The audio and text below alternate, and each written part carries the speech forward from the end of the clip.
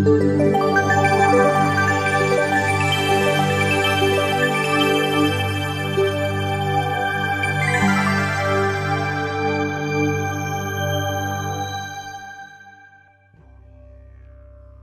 you new to the topic of Planet X and feeling overwhelmed and somewhat unnerved?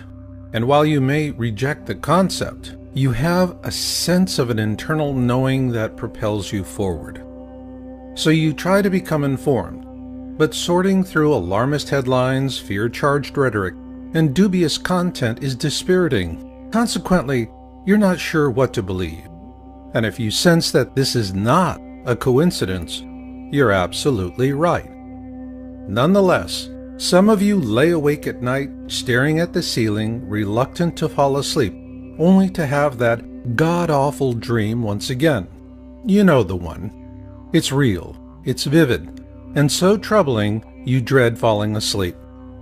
Or was it just as simple as asking yourself, what exactly am I looking at, only to have the question rip the blinders off your head and you no longer enjoy the bliss of ignorance? No matter how you got to this point, it's an unsettling place to be. And what you want and need now is peace of mind. The first step to achieving that is to understand exactly what we're up against. This is because most of us instinctively understand that long after the beans, bullets, and bunkers have played out, the good folks who make it to the backside when we see those beautiful blue skies again will need something more to keep them going. That's why surviving what is to come is not about preparing against what you fear. Rather, it is preparing for what you love. Because holding on to each other is far more important than holding on to things. To help you prepare for what you love, this program gives you the who, what, when, where, why, and how about Planet X. The goal here is to help you gain confidence in your own ability to get a good beat on things. So let's take a look ahead at what you'll see in this program. For starters, we'll look at all the different names used for Planet X and what the term actually means. Then we'll take on the debunker rant that Planet X is an internet hoax, with a first-of-its-kind, broad-brush, chronological view of Planet X history from 1781 to the present. This is because the only truth that matters is the truth that you put inside yourself, in your own time and in your own way. Follow this path to knowledge, and you will find the sense of self you need to survive the years ahead with love and hope for the future. So let's get started.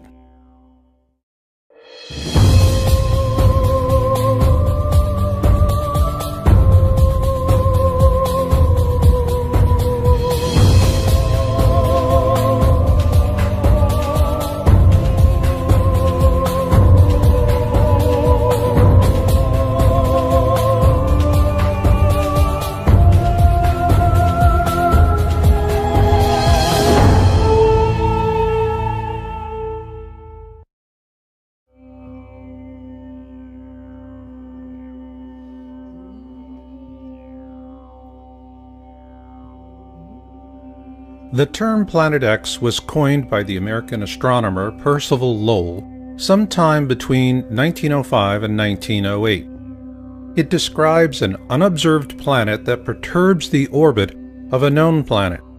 A perturbation is a deviation in a planet's orbit, and the Planet X we're searching for is Neptune's perturber, which, like Neptune, orbits our Sun. For this reason, Planet X is described in ancient wisdom texts and folklore from around the world as Marduk, Frightener, Destroyer, Hercules, Nibiru, and more. So is Planet X really nothing more than an internet hoax perpetrated by panic-for-profit fearmongers as debunkers claim? Or is there more to it than that? There is. And it begins in 18th century Europe.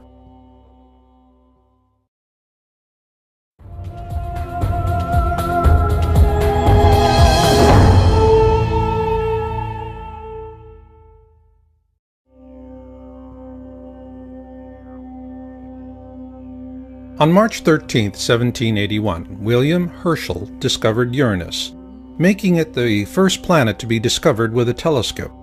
Following his discovery, European astronomers turned their attention on Uranus and observed perturbations in its orbit. This discovery would eventually launch the search for Planet X.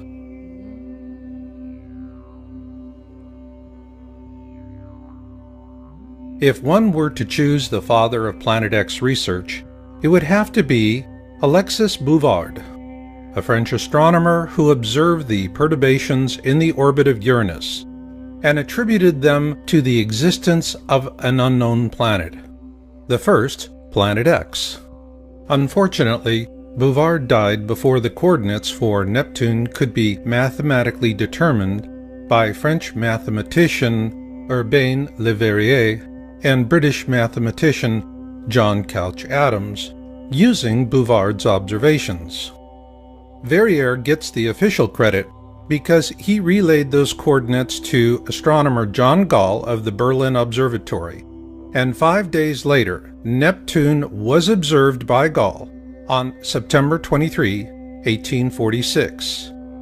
This made Neptune the first planet to be discovered by a mathematical prediction. So Neptune was also the first Planet X to be discovered. But subsequent calculations based on the orbits of Uranus and Neptune indicated the presence of yet another Planet X well beyond the orbit of Neptune, and so the search resumed. Not in Europe, but in America.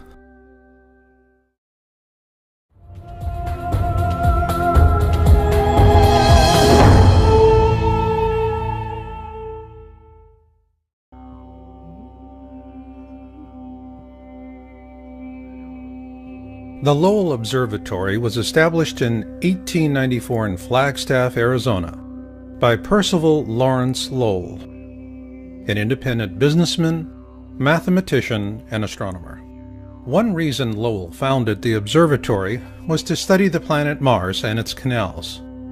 The other was the search for other objects of interest in our solar system, most particularly Neptune's perturber, Planet X.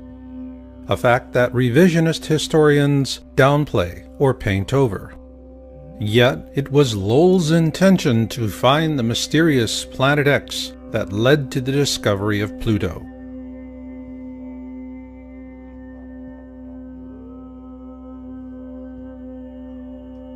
In 1929, 14 years after Lowell's death, a young astronomer by the name of Clyde W. Tombaugh was retained by the Lowell Observatory to carry on the search for Planet X. And on February 18, 1930, he discovered Pluto. At the time, astronomers believed he had found Planet X, Neptune's perturber. Consequently, the topic of Planet X languished for some time after Tombaugh's discovery.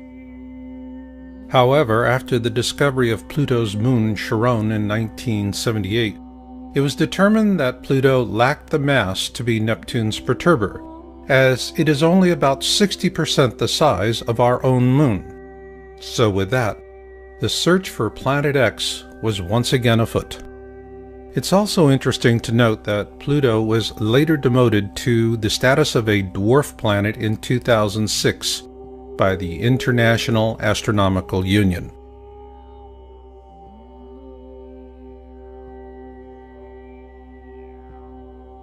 In 1950, Immanuel Velikovsky published Worlds in Collision, and he was viciously attacked by mainstream science, even though he corresponded frequently with Albert Einstein.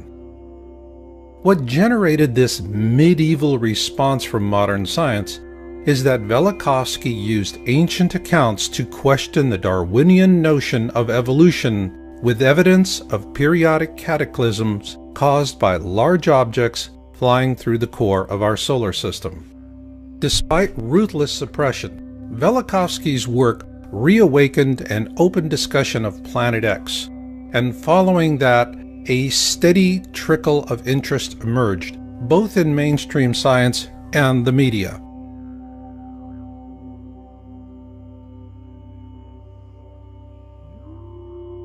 On March 3, 1972, NASA launched the Pioneer 10 spacecraft to explore the outer planets.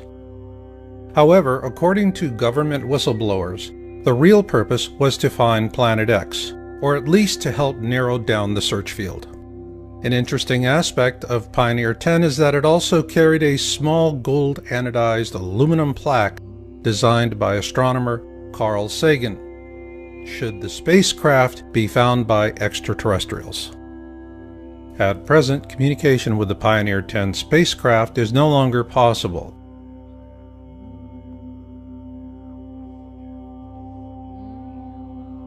Following the launch of Pioneer 10, the topic of Planet X would have languished again had it not been for Zecharia Sitchin, the author of The 12th Planet, which was first published in 1976. According to his translations of ancient Sumerian texts, a race of beings living on a planet called Nibiru bioengineered early hominids on Earth to turn them into slaves for the purpose of mining gold. Called the Anunnaki, these beings lived on a planet the Sumerians called Nibiru, what we call Planet X today, and the Sumerian accounts tell us that it orbits our Sun every 3,600 years, and flies through the core of our system, often causing great cataclysms on Earth. Sitchin's translations and theories are corroborated by an ancient wisdom text called the Kolbrin Bible, and according to Planet X historian Greg Jenner in his book Planet X and the Kolbrin Bible Connection, previous flybys of this mysterious object caused the sinking of Atlantis, the deluge, and the 10 plagues of Exodus.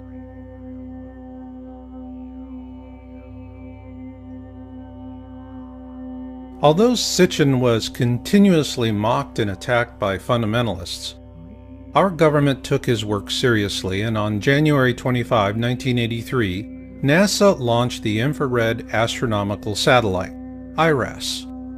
Its mission was to map the sky using infrared. According to NASA, IRAS was unable to complete its mission due to a failure in its supercooling system, and much of the data collected from the probe was classified and has never been disclosed. Several government whistleblowers say that this was a cover-up because NASA shut down IRAS after it imaged Planet X. Their accounts parallel an article published by the New York Times on January 30, 1983, shortly after the IRAS launch. Evidence assembled in recent years has led several groups of astronomers to renew the search for the 10th planet.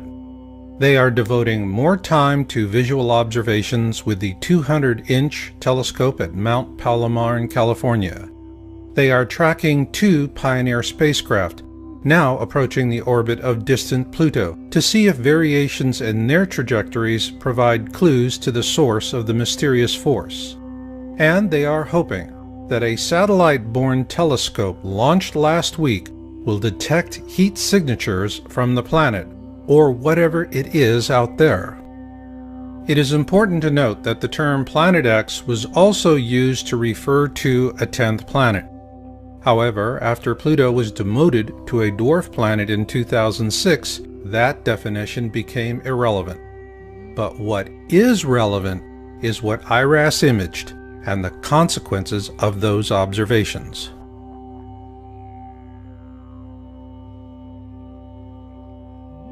In a Victoria Advocate article published on June 14, 1988, NASA astronomer Dr. John D. Anderson was quoted as saying that telemetry from the Pioneer 10 spacecraft indicated the existence of Planet X. Also note that this article was sourced from Google News and was featured in Yowza.com's March 2012 article titled "The Planet X Cover-Up in the Mainstream Media." Following publication of our article, the entire June 14, 1988 edition was deleted from the Google News site. However, a complete copy is available for Yowza.com subscribers. But what is relevant here is that Anderson is a NASA astronomer with one heck of a resume, and what he said in that 1988 news article was powerful. In that article, he said, "We have a 90 to 99% confidence that Uranus and Neptune are being disturbed, and by one candidate for that is a single planet X." At that point, our government became more interested in keeping public attention focused much closer to home. After all, if you can't see it, it's not there, so go back to sleep, America.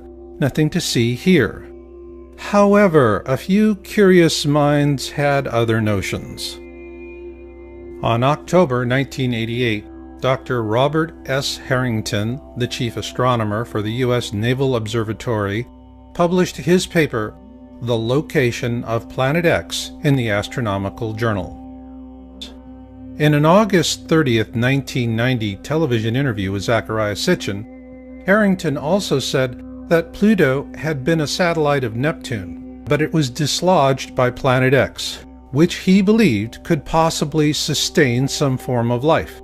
He also showed Sitchin a diagram he had created approximating the location of Planet X. Following that interview, Harrington commissioned the construction of a special telescope for a Planet X photographic sky survey in 1991, which was completed at the Black Birch Observatory in New Zealand. The New Zealand observations were performed using Harrington's calculations, and the results were sent to NASA. However, those films vanished and have never been seen again, which leaves us with a big question. Did Harrington actually find Planet X, Neptune's perturber?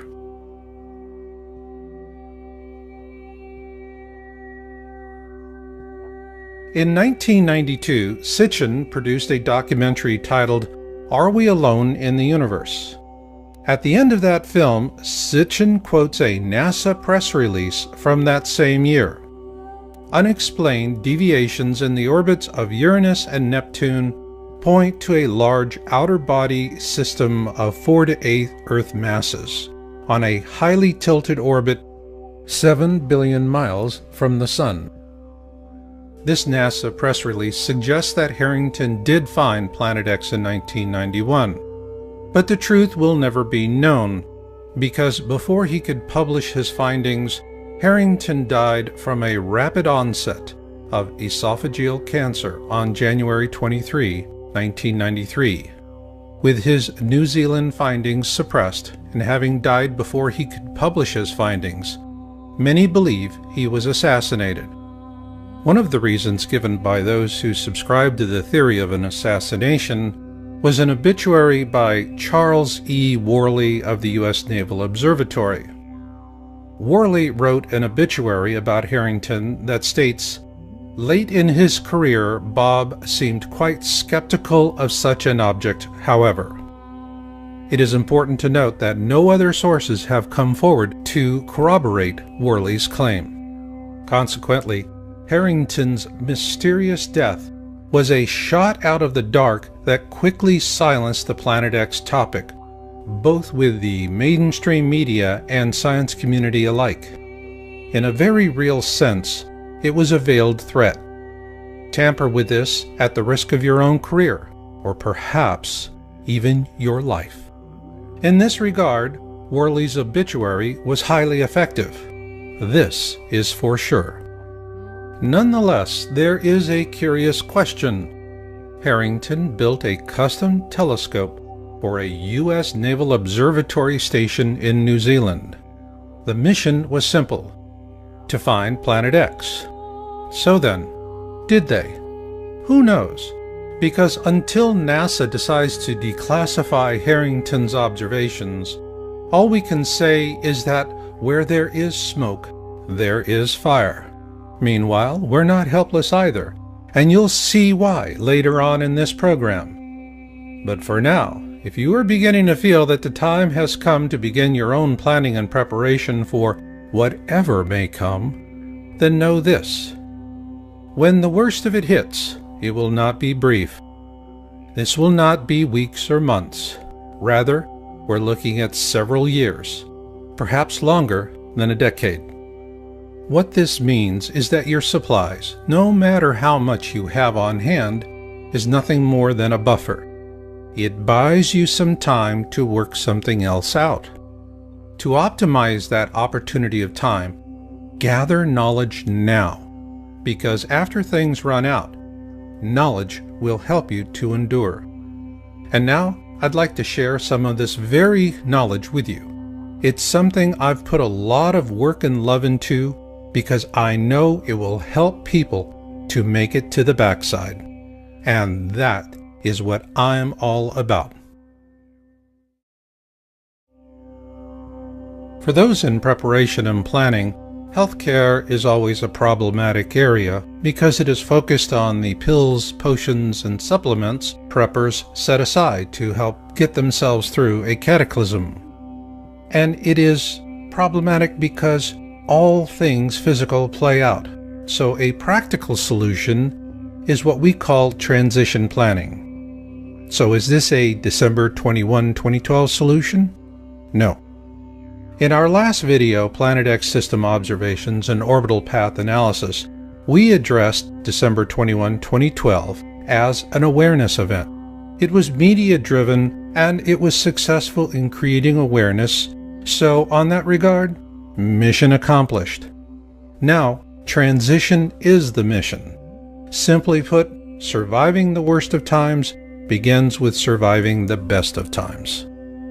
So in this program, we want to introduce the core concept of transition planning. It is a 4-stage survival resource rating system. Stage 1 is cataclysm awareness. This is when the mainstream media begins to seriously report the news to the public at large, and panic buying ensues. If you're not prepared by this time, be ready for long lines and short supplies at the store. Stage 2 is cataclysm events. Simply put, the first to fall will most likely be the last to know.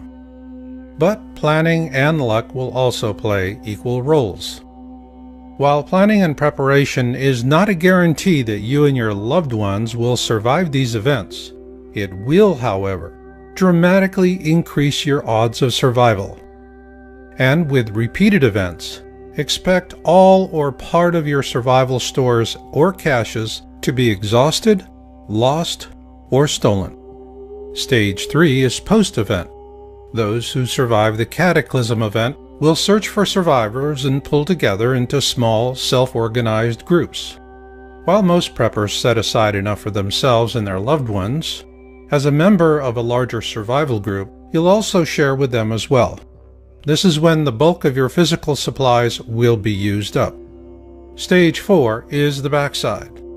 This will be the time years into the future when those who survive all the worst that man and nature can throw at them live to see blue skies once again. By this time, all medical supplies will have long been exhausted, and what you'll have is knowledge. Of paramount importance will be the kind of knowledge that helps you with survival wellness and developing sustainable ways of growing food and medicinal herbs. This brings us to the simple metric of our transition planning system. It's a rating system. You rate your resources, physical and knowledge, in terms of how far they'll get you through the process. Here are a few examples. The internet is a fabulous Stage 1 resource, but it likely will not go much further than that. A fire extinguisher is a handy Stage 2 resource. Have one on hand. And off-road bicycles will be an ideal Stage 3 resource for getting around when there's not much left in the way of roads. And long after the internet, fire extinguishers and off-road bicycles have rusted away, knowledge will continue to endure, especially survival knowledge like dungeon breathing. Dungeon breathing was created by Korean ruling elites back in the early days of acupuncture. These people were not worried about dying from hunger or thirst. Rather, they lived in fear of catching a cold, hence the old expression, "Don't catch your death of cold." And to explain how it works is Dungeon Breathing for Wellness co-developer, Master Roar Shepherd. You want to have a tool that's been used for thousands of years to deal with these kind of situations. Dungeon breathing is easy to learn, quickly oxidizes the body, lets go of carbon dioxide waste, and lowers the calorie demand of the body. More oxidation in the body, less influence on communicable diseases. Now that's important.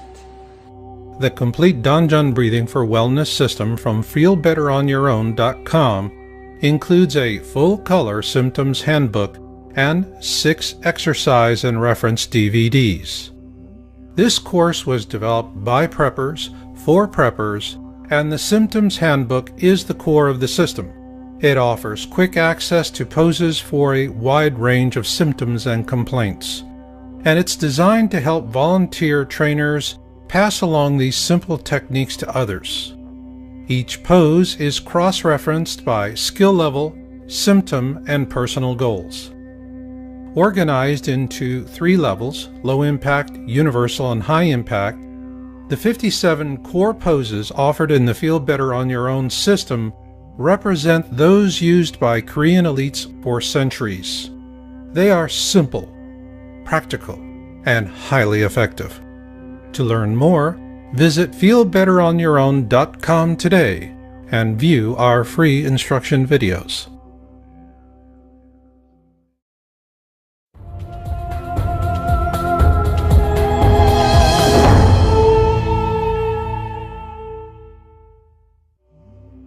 Imagine that you knew about the stock market crash of 1929 well in advance of the common man. Obviously, you could use such advanced knowledge to reap windfall profits from the misery. That is, assuming you were to keep the knowledge a secret. So, to what lengths would you go to keep future victims in the dark so that you could achieve the full measure of your own self-interested goals? Likewise, would you expect elites to rise above their own compulsions for power and wealth for moral or ethical purposes to inform the public at large, even if you are not so inclined? The point here is that for the elites, the topic of Planet X has always been about the leverage of deception, because of something I call Titanic rules. First class gets the boats, and steerage goes down with the ship. We're steerage, and the best we can do is to muster an occasional glimpse through a foggy porthole before the elites close it. Yes, it's unfair, but it has always been that way, and each day you spend agonizing over this is one less day you're focused on what really matters: your survival and that of those for whom you love and care. Keep this in mind as we present excerpts from observation reports. On April 24, 2006, Yowza.com broke the story on the South Pole Telescope, SPT, in Antarctica. The stated mission for the SPT really doesn't make a lot of sense because the same science could be done somewhere else at a fraction of the cost. So why build an expensive and sophisticated infrared telescope in such an inhospitable and inaccessible location as the Amundsen Scott South Pole Station in Antarctica? The answer is simple. This infrared 10-meter dish is the perfect instrument for observing an object rising up through the southern skies in infrared. And once they turned it on in January 2007, that's exactly what happened. A year after the SPT went online, the first of 3 highly credible disclosure videos were published on YouTube. The first, posted by Nibiru Shock 2012, was titled Nibiru Planet X Photos Taken January 2008. It was the first time the public had an opportunity to see an image of Planet X in deep space. And here you see a capture from the video, and the same capture again, but enhanced. In it, we see not just one object, but several.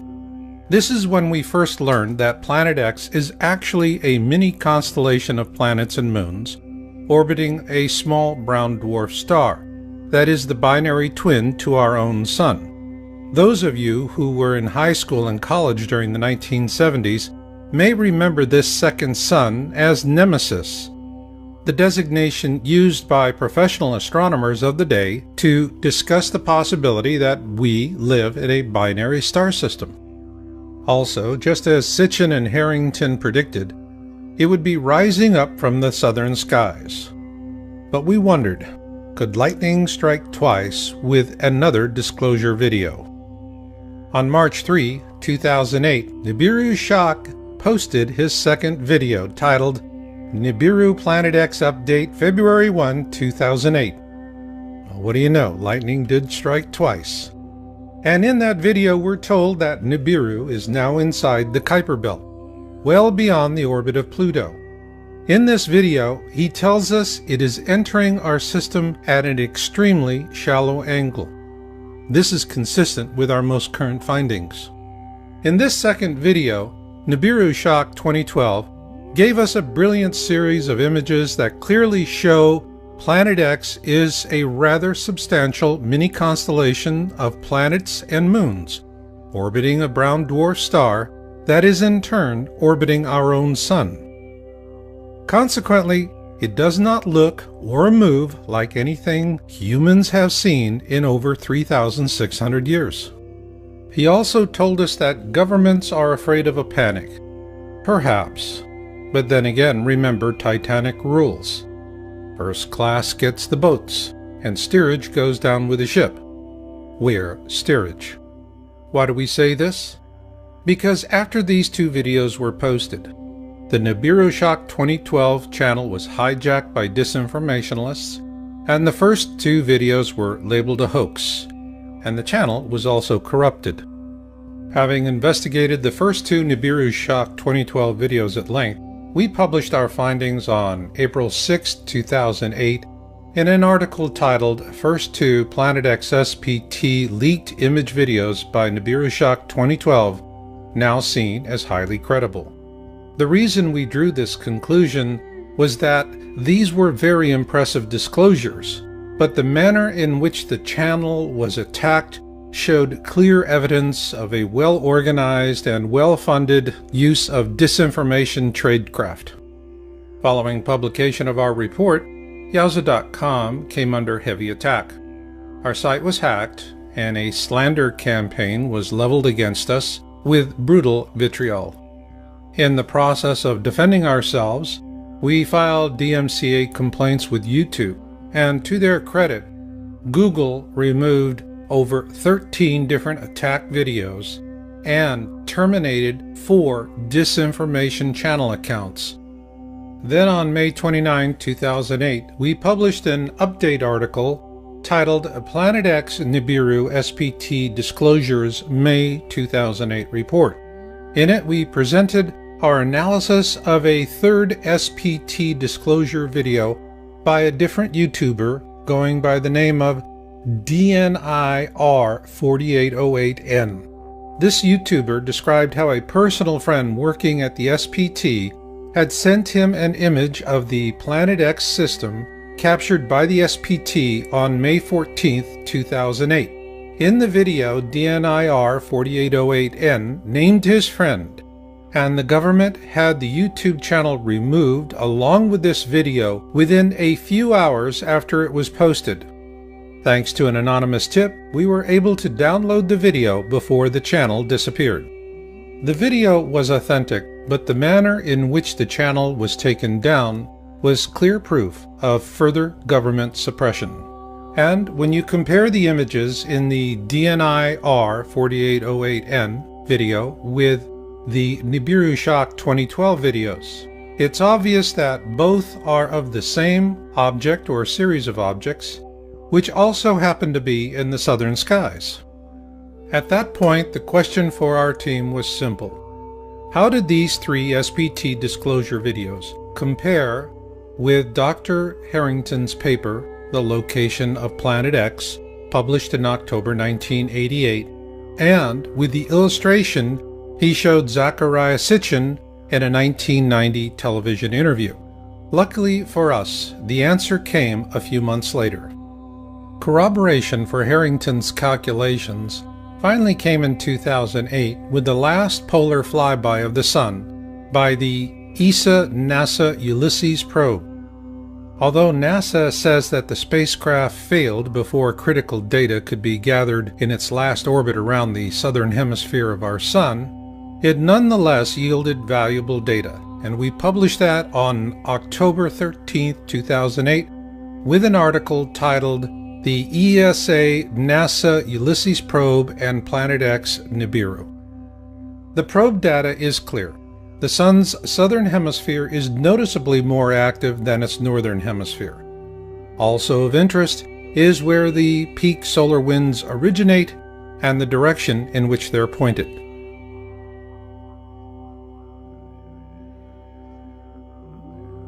Our team continued researching Harrington's paper and the many disclosure videos we'd seen. Finally, on September 7, 2010, we published our findings in an article with a video titled The Only 3 Authentic SPT Disclosure Videos of 2008.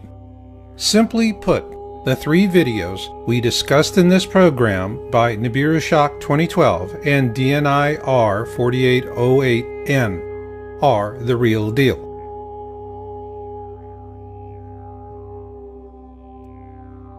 What wasn't a real deal as predictions go was Comet Elenin, and we first raised that question in an article we published on May 15, 2011, titled, Is Comet Elenin a Decoy?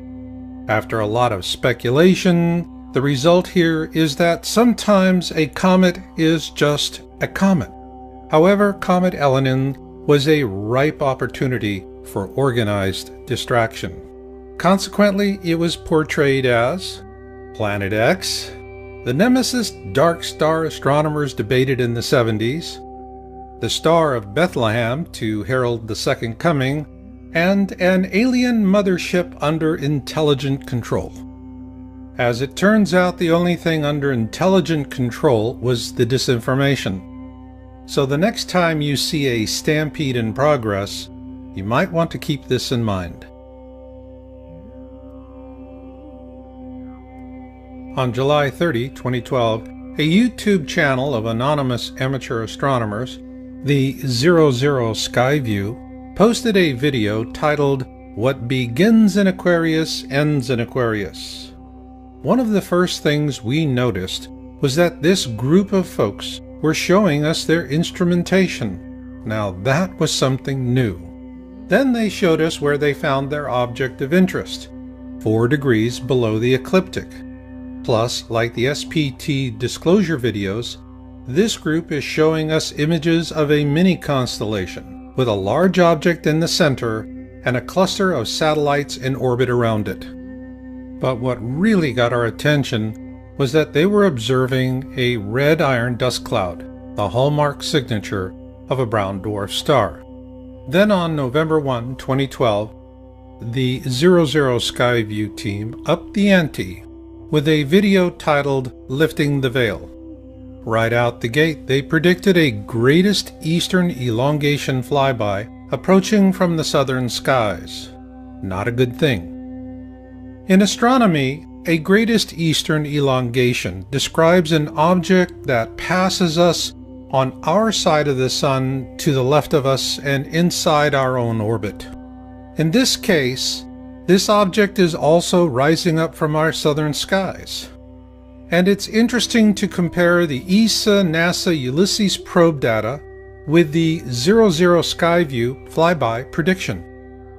They then presented an orbit for their object of interest, which also happens to resemble the orbit Dr. Robert S. Harrington showed in August 30th, 1990, during a television interview with Zecharia Sitchin. Next, the 00 Skyview team presented a series of color-shifted variations and a wide field view. However, their last image is of a mini constellation in Aquarius, and it is similar to the mini constellation in the January 2008 disclosure video by Nibiru Shock 2012 titled Nibiru Planet X Photos taken January 2008. So were they seeing the same thing? Well, we must wait and watch, because this mini constellation moves through the sky like nothing we've ever seen before. However, what we can say is that when it does appear for all to see, it will appear suddenly. And given the observations for 2013 you're about to see, the need to plan and prepare for whatever may come is more important than ever before. But first, we want to acknowledge you ladies out there who've taken an interest in Planet X. When we published our first article in January 2002 on Planet X, women represented a 12% audience share. But in 2013, your ranks have grown to nearly 3 times that. And we want to thank you intrepid ladies out there because, well, the topic of Planet X is no longer a boys' club. With this in mind, I want to share helpful survival knowledge about dealing with a very ancient curse, both today and long after your medical kit is empty. Every self-healing energy art is about drawing energy and oxygen into the body. But only Danjun breathing focuses on an area of the body women know as the womb, below the belly button and above the pelvis. It is why Danjun breathing is so effective in helping to relieve the symptoms of menopause and PMS, as Master Roar Shepherd explains. We energize that area, we heal that area, we bring oxygen right into that area. More oxygen, more healing, less pain. This is the most valuable tool for you. Ladies, when drugs and treatments are no longer available and the medical kits are empty, what can you do? You do what Korean women have done for thousands of years, because it works. Danjun breathing. Need relief today? The good news is, the sooner you start, the better. To learn more, visit feelbetteronyourown.com today and view our free instruction videos.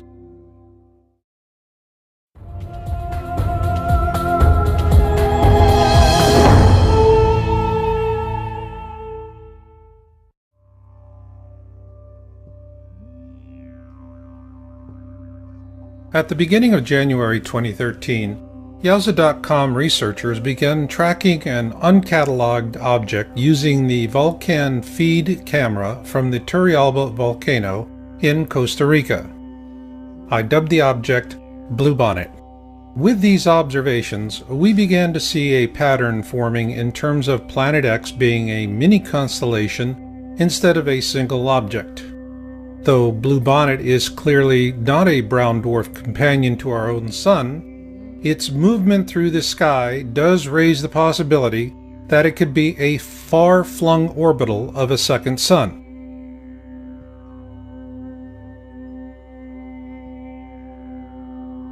On February 11, 2013, we published our findings in a video titled Object of Interest as Seen from the Turrialba Volcano.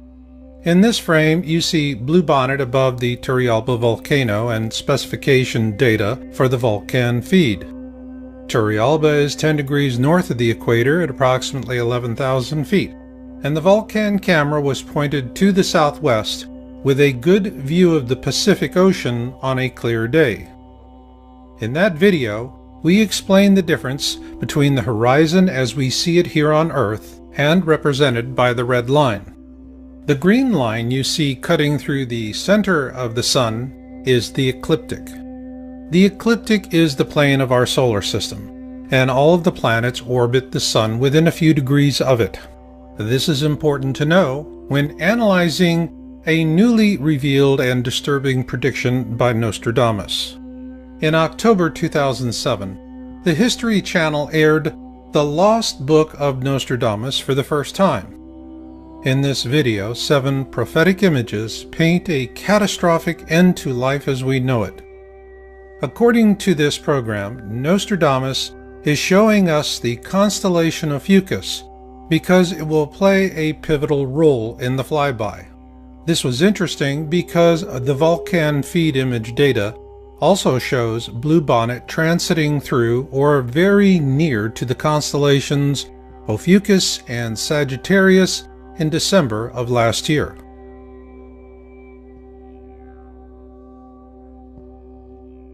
Then on April 20th, 2013, we released an update video titled Blue Kachina and its Moon for our Turrialba object of interest. In doing our research, we began developing a new technique to analyze the imaging capabilities of the Vulcan feed camera at Turrialba. We initially used this technique in a rather limited way, but it later evolved into a powerful image analysis method. Also noted in this update was a video released by the 00 Skyview team on March 23, 2013 titled The 5 Uploaded Images from the Dance of the Stars video. In that video, they provided a chart that gave us an interesting possibility for potential orbitals in the vicinity of Ophiuchus.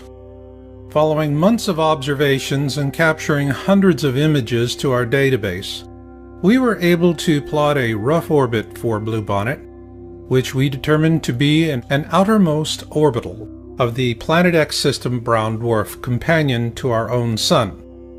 Ergo, Bluebonnet does not orbit our Sun, but rather something else that does. We also looked at the predictions of remote viewer Major Ed Dames about these times and what the Colburn Bible tells us to expect. The first passage of manuscripts 3-4 begins with, "When blood drops upon the earth, the destroyer will appear, and mountains will open up and belch forth fire and ashes." This is a key passage, so let's take a moment to study it. When blood drops upon the earth refers to the iron dust cloud surrounding the Planet X system. The destroyer will appear. What this tells us is that the iron dust cloud precedes the arrival of the destroyer, which in this case is Planet X, the ancient Hebrew and Egyptian description for this mini constellation. And the rest just doesn't get any better.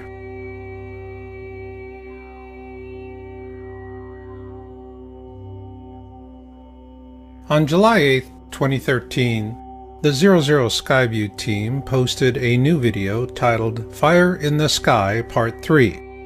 The term KBO stands for Kuiper Belt Object, which is a classification for Planet X. Potential orbitals refers to the planets and moons in orbit around the KBO. And here they finally ask the question, is this our binary star? The reason they posted that question to the viewer is because they've observed a large nucleus for the KBO. But it was their second video on the 12th of that month titled A Cyclical Storm Brews that really got our attention. Near the end of the video, they announced that they followed our Turrialba volcano research and the object I dubbed Bluebonnet. We then get a warm attaboy from the good folks at the 00 Skyview. Thank you, fellas. Your kind words of support were greatly appreciated, and we certainly hope to see you on the backside. Because you corroborated our observations of Bluebonnet, we were able to take a big step forward. On July 28, 2013, we posted our video, Planet X System Observations and Orbital Analysis, with featured observer Jorge Arena. Early on, an old debunking attack that Bluebonnet is a reflection because it appears in front of the Sun was disproved with a series of Vulcan feed captures. The series clearly shows Bluebonnet slipping behind the clouds. Also, the image analysis method we first introduced to our viewers in April was formalized and presented in detail. We call it Camera Sensor Illumination, CSI. And we used it to compare two Bluebonnet captures from this year, one from January and the other from May. Our CSI analysis shows that Bluebonnet has been growing larger and brighter. Likewise, CSI was used to evaluate the observation images of Jorge Arena.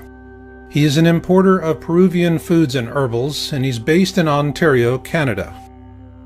On May 27, 2013, while flying over the Eastern Pacific, he imaged the brown dwarf at the core of the Planet X system.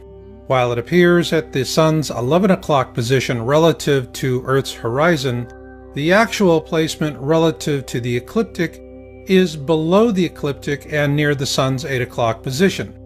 Also note that the Vulcan feed in Costa Rica is pointed towards the southwest at an elevation of approximately 11,000 feet, and that when Jorge took his picture, he was at 37,000 feet, and his camera was also pointed towards the southwest. And once again, we find an interesting connection between Jorge's observation and the 2008 ESA-NASA Ulysses probe data presented earlier. Using the data available on Bluebonnet plus Jorge's images, we were able to approximate the orbit of the Planet X mini-constellation through the core of our solar system. What this corroborates is the prediction of the 00 Skyview team that the Planet X flyby would happen on our side of the Sun in their November 1st, 2012 video titled Lifting the Veil. Further to that, in a September 2008 interview with Carrie Cassidy of Project Camelot, government whistleblower Bob Dean predicted the very same thing, that the Planet X flyby will occur when it is on our side of the Sun. And now, a moment of truth. Everything you've seen up to this point is intelligence. That is, a connected collection of fragments and shards of truth that happen to slip past years of suppression. But for those of you who insist on smoking gun proof, you're not going to believe anything until you've seen it yourself. That begs the question, what can you see today? What you can see are a lot of rocks coming our way.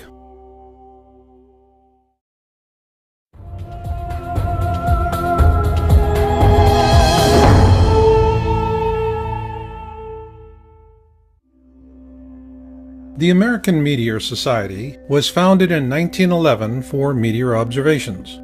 It is a reliable source for information about meteors and fireballs. If you need to see things for yourself, visit www.amsmeteors.org and support the effort. But why would you want to do that? Because on February 15, 2013, NASA had all of us focused on the flyby of asteroid 2012 DA14. After weeks of media hype, the flyby turned out to be a rather boring non-event. Yet, on the very same day, the Chelyabinsk meteor airbursted over the southern Urals. It was the largest rock to hit our planet in over a century, and its detonation released the equivalent energy of over 20 Hiroshima bombs. It damaged over 7,000 buildings, and 500 people had to seek medical treatment for wounds. When pressed by the media for an explanation as to why NASA never saw it coming, they finally had to admit that they were blindsided by this meteor because it came out of the sun and that they do not have any telescopes pointed in that direction. Still the same, can you imagine the carnage that would have occurred had this meteor airbursted over a major American city with the equivalent energy of over 20 Hiroshima atomic bombs? The point here is that we can continue to argue about what is happening here on Earth in a way that keeps the consensus out of reach. But when it comes to meteors, there are no more frivolous debunker theories about natural variation, increased reporting, and, well, swamp gas. Just consequences. That is why visiting the American Meteor Society, the AMS, is something you can do today to see what's coming at us. To show you why, we're going to show what people are seeing and reporting from 2010 through October 2013 based on AMS observation reporting data. Next, you will see our statistical analysis for the following fireball observation trends: the average number of reports per event, number of reports by classification, multi-state event observations, fragmentation observations, events with sound reports, and finally a comparative trend summary that ties it all together. So let's begin.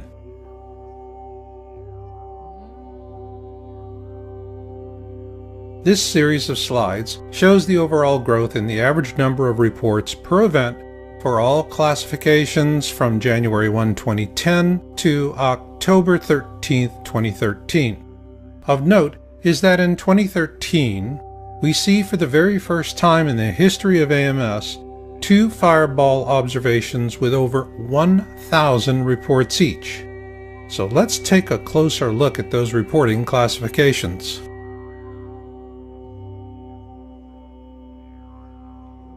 The AMS classifies meteor observations based on the number of reports per incident, where a mid-sized class event has 6 to 20 reports, a significant event has 21 to 50 reports, a large event has 51 to 100 reports, and a huge event has over 100 reports.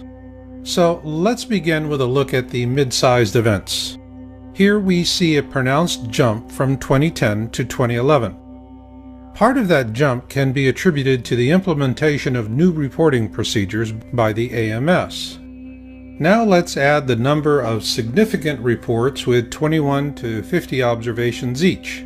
Here we see a clear growth trend.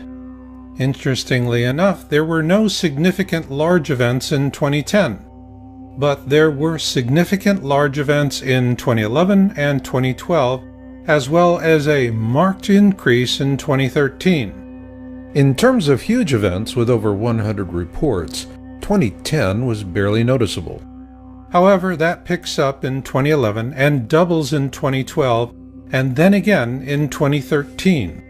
Given that we had 2 events with more than 1,000 observations in 2013, let's take a closer look at the uptick in huge events. Here we see the jump from 2011 to 2012 and then again to 2013 is stunning to say the least. Not only is the trend huge, so are the fireballs or bolides as they are also called. So what's driving this trend? Multi-state observations.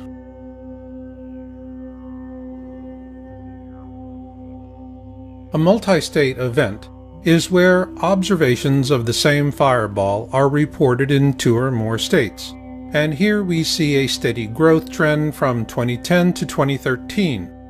However, this underplays an even more profound change. Here we see a 15% increase from 2010 to 2013 in the number of reporting states by event. This clearly shows that these fireballs, or bolides if you will, are getting bigger. And another measure of this is fragmentation.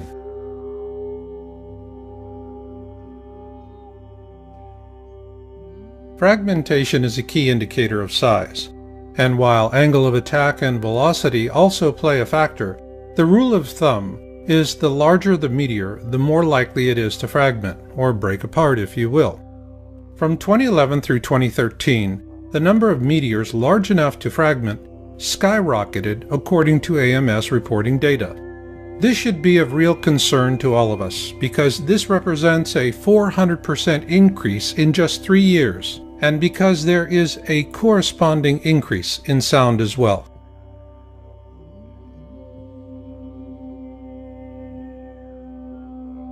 The AMS tracks 2 kinds of sounds: concurrent sounds heard during the flyby and delayed sounds heard just afterwards. These charts are a combination of both, and the trend is clear. Sound follows with fragmentation. And what is really striking is that sound and fragmentation reports for 2010 through 2013 show nearly identical increases. So now let's summarize what we've seen so far by looking at the growth trend percentages from 2010 to 2013.